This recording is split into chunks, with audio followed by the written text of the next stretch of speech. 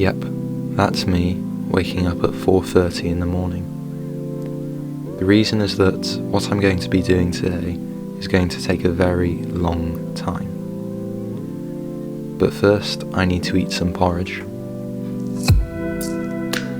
Today I'm going to be cycling until I reach a vertical elevation of 10,000 meters. Not in real life, but on a virtual cycling platform called Zwift. Regardless of that, I'll still have to do the full effort with no virtual assistance.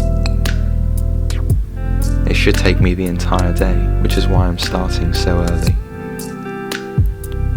I'll be cycling up Alpe du Zwift, which is a climb that replicates the famous Alpe d'Huez climb in France.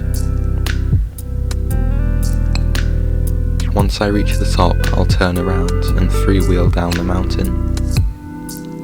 Fortunately though, as my bike is set up on an indoor turbo trainer, I won't actually have to be on the bike when I'm going downhill, as my virtual avatar will handle the descent for me.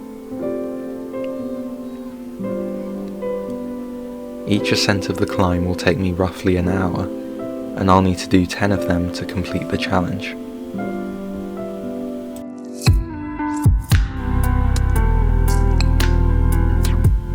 The only way I'll be able to complete this is if I fuel my body properly. I'll burn roughly 9,000 calories today. It's important to stay on top of that.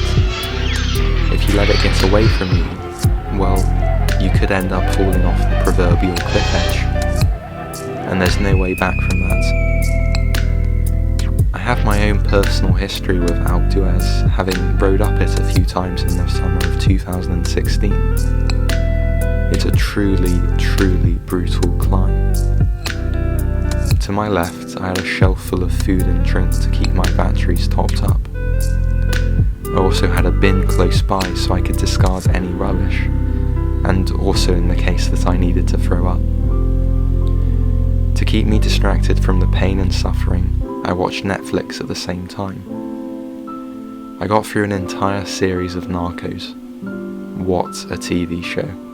I highly recommend it. The first rep is done, and I am now freewheeling down to the bottom.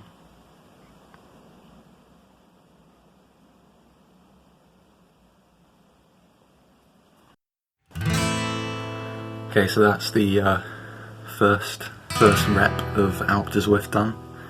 Feeling okay. Can I do 10 more of these? I don't know.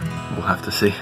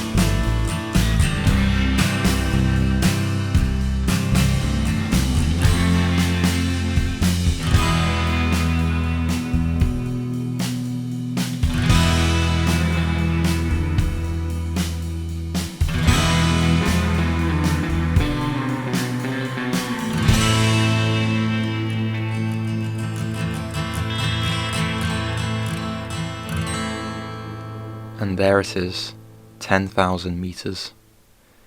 Because the climb is a little higher than 1,000 meters, it meant that after 10 repetitions I'd actually gone a little higher than what I had challenged myself. Once I freewheeled down to the bottom, it equated to 253 kilometers and took 12.5 hours. Because each descent took about 15 minutes, I was pedaling for roughly 10 hours. That was the hardest physical challenge I've ever done in my life. Funnily enough, I think the thing that helped me the most was watching Netflix. Without it, my brain would have drifted into unknown territory. Would I recommend this to anyone? Absolutely not. Would I do it again?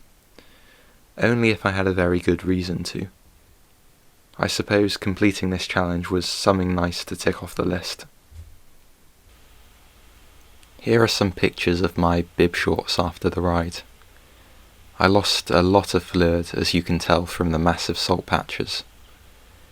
Fortunately, I'd been drinking a lot throughout the day, including drinks with electrolyte tablets in them. Here you can see some of my data from the effort. And here's some more.